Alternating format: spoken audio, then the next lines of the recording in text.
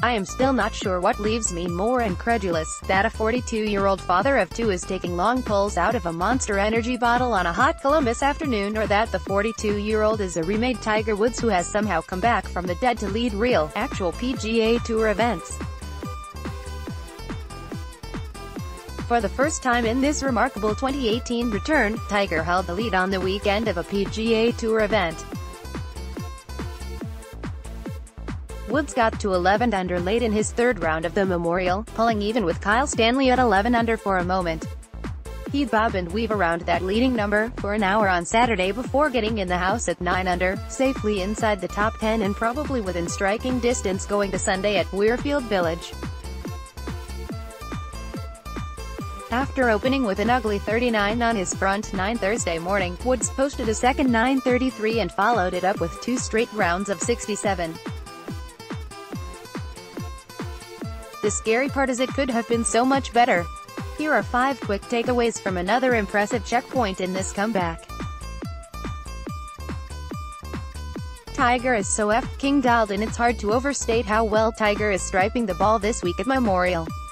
It's not just better than expected or back to some prior vintage when Tiger wasn't a broken down 40-something. It's among the best of his career. He's leading the field in strokes gained tee to green this week. His Friday round was the second best mark of his career in that statistic. Tiger Woods has had nearly 500 rounds on the PGA Tour where strokes gained tee to green was measured. Yesterday's total of 7.14 was the second best of his career, trailing only Sunday at Memorial in 2009. He shot 65 that day and won. Justin Ray, at Justin Ray GC, June 2, 2018. That same ball striking was there again on Saturday, really from the very first hole. When he missed the cut at Riviera in February, he lamented, "One of my hallmarks of my whole career is I've always hit the ball pin high with my iron shots, and I have not done that. My wedge game is fine, but my normal iron shots that I've always dialed in for much of my entire career, it's just not there." Tiger figured it out quickly and he is hitting the ball as well as he ever has with a fused back and operating as his own swing coach, which maybe should have happened a decade ago. This is not a fluke. His iron play has always been the strength of his game and it's fully back to being a reliable strength again. And yet, it could have been so much better. Tiger is around the lead at the 54-hole mark and he's putting like garbage. His putting stats on Friday were incomprehensible. SG total 3.7 with SG putting minus 3.6.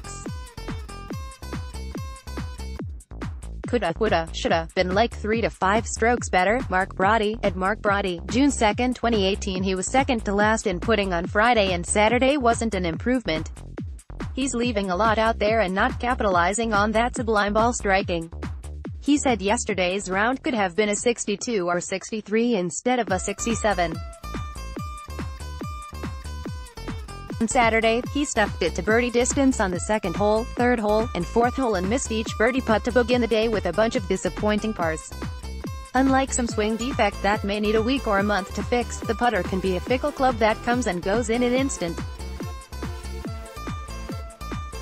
After a miserable putting week in Charlotte, we saw Woods start rolling them in on the weekend at the Players and rocket up the leaderboard. That kind of run could come on Sunday at Memorial, and Lord would it be a scene. Tiger's just 3 off the lead. He's also 101st in strokes gained putting. When the putter gets hot, the dam will burst. I'm ready. Jonathan Wall, at Jonathan Airwall, June 2, 2018. Par 5 dominance. Another hallmark of Tiger's career success is complete and total ownership of the par minus 5s. Those are birdie holes and even eagle holes for everyone on the modern PGA Tour now. But Tiger always put some distance between himself and the rest at those opportunities, using them to build on his leads and wipe out his competitors' hopes. His par 5 scoring this year, however, has been underwhelming. He's blown a lot of those scoring chances. The week at Weirfield started with more of the same. He not only failed to post a red number on his first par 5 of the tournament, but actually gave a shot back with a bogey on his second hole Thursday morning. At his next par 5 of the week, he made a double bogey. A 3-over start on the first 2 par-5s is a quick way to miss the cut. Since then, he played the next 10 par-5s in 11 under. He's feasting on those holes like he did in the past. There are still nerves channeling Johnny Miller here, but there are going to be some nerves with Tiger. How can there not be? It was evident on Saturday when he got near or on the lead. He blew a short bunny putt at the 14th hole from 3 feet. It was almost a tap-in birdie to tie the lead and came after he caught a nice break off a slope, the kind of break in recent years that would have gone the other way and left his ball hung up in the rough in an impossible spot. But he busted the short putt way past the hole from almost gimme range. Then with the lead in sight, Woods yanked his tee shot hard left at the 15th hole, arguably his worst swing of the week. He also tugged back-to-back wedges late in the round when he was either sitting on the lead or one off of it. To top it off, he added some hideous 3 putts at his 16th and 18th to take steam out of the moving day charge. Not every shot is going to be perfect, but it has been a long time since Tiger was in these positions with real chances to win. There are going to be nerves, and I think we've seen that at different spots this season, including Saturday. Some context on how far we've come at Muirfield Village. I have no idea what is going to happen on Sunday. There's a glut of incredible talents ahead of and around Tiger on the leaderboard, and many of them still have a lot of holes left to push the lead higher while Tiger sits in a clubhouse sipping a post-round monster. But no matter what happens on Sunday, I'll view this Saturday round against the context of just how god-awful it was the last time Tiger played the weekend at the Memorial Tournament. On Saturday in 2015, Woods posted an 85, his highest round of his career.